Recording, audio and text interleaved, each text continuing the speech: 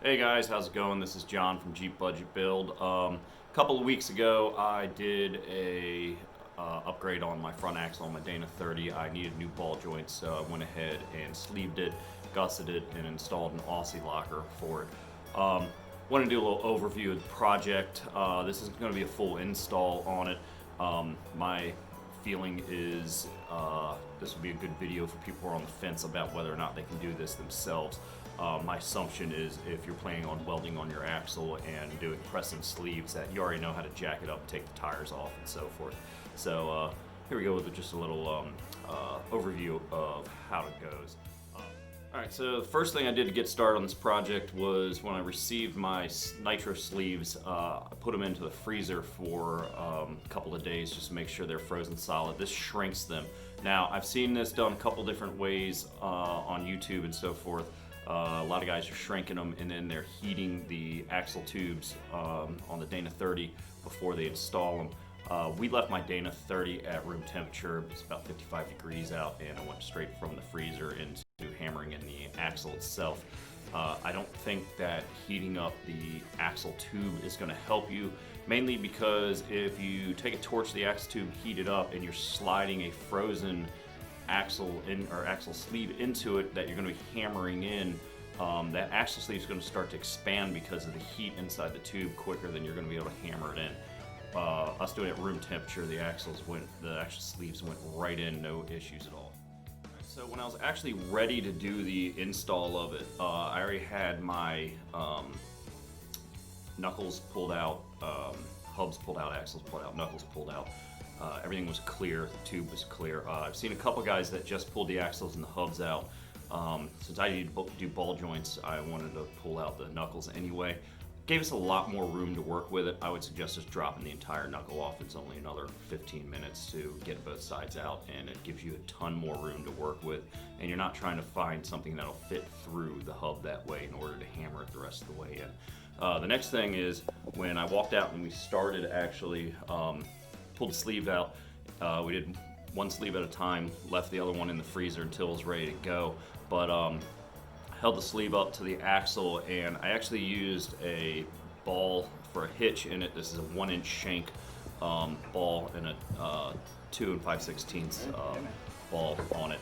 Slid the shank side into the sleeve, and so the sleeve hit up against here, and we're able to hammer it in. Then once we got almost all the way down to the tube, flipped it over and used this end of it hammering on the other side in order to just keep it from mushrooming out. There are some conflicting things about these going in.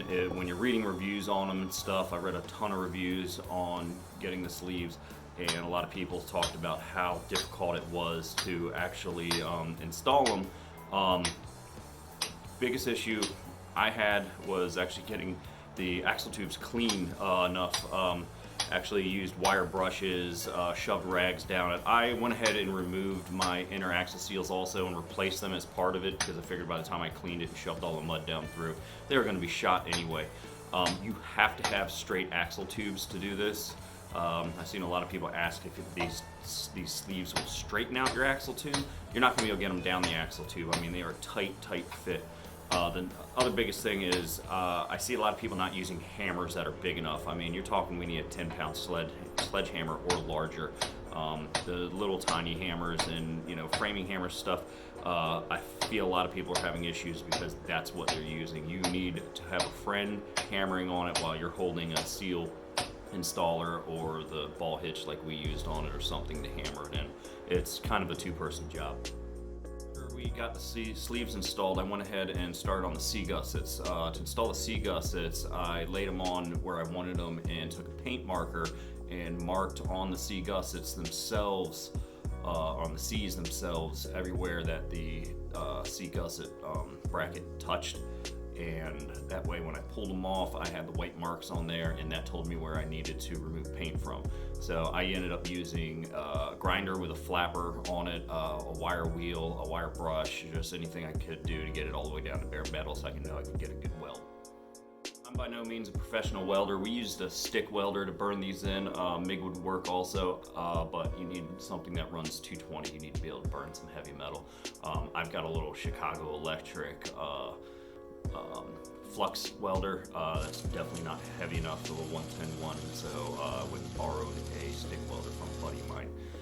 We did some test burns first. My car trailer needed a couple new D-rings on it, so just to get back in the swing of things, I haven't used a stick welder in a couple of years, went ahead and did that. And once felt comfortable out there, we came in and just started welding on the axle itself. One thing that's constantly discussed is that you need to heat up the C-gussets, or do you need to heat up the C-gussets?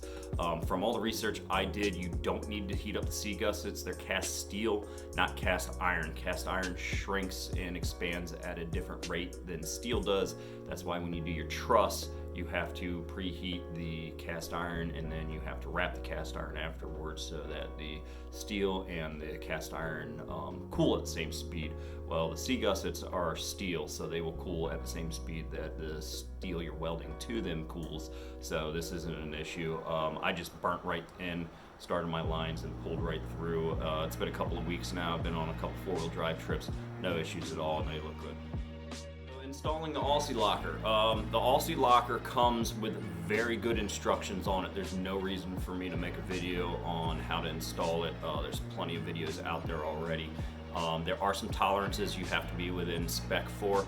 One thing I did go for the Aussie locker over top of the Spartan locker is the Aussie locker works with the factory Dana carrier. The Spartan locker, if you read the fine print on it, says you have to buy the Yukon carrier in order for the Spartan locker to work on the JKU Dana 30. So that was a big deciding feature for me to go with the Aussie. I've had it in there about 3 weeks now, and like I said, it's been on a couple trips. So far, I'm really happy with it. It's very quiet in two-wheel drive. I hardly ever notice it. If I make a real hard turn, you'll hear it click. In four-wheel drive, it's loud, it's bangy, but that's what you get when you get a lunchbox. That's the difference between getting yourself a $300 locker and a $1,000 e-locker or air locker. Back together, after we got the sleeves in, the gussets welded on, then I went ahead and put my new ball joints in and put my knuckles back on, and I went ahead and installed new bearing hubs at that point and everything with after putting my axles in and stuff too. All in all, this project cost me about $500. My Jeep drives like it's new again. No more slop in the ball joints. The wheel bearings are great on it now, and I'm a lot more confident in what it'll do off-road. I will say right now. So in conclusion, I guess I would say that if you're pretty confident in your mechanic skills, you can handle ball joints, you can handle doing wheel bearings, you know how to get your axles out, you're not afraid to remove your carrier. Doing the sleeves and gussets really isn't that big a deal. It's pretty easy to do.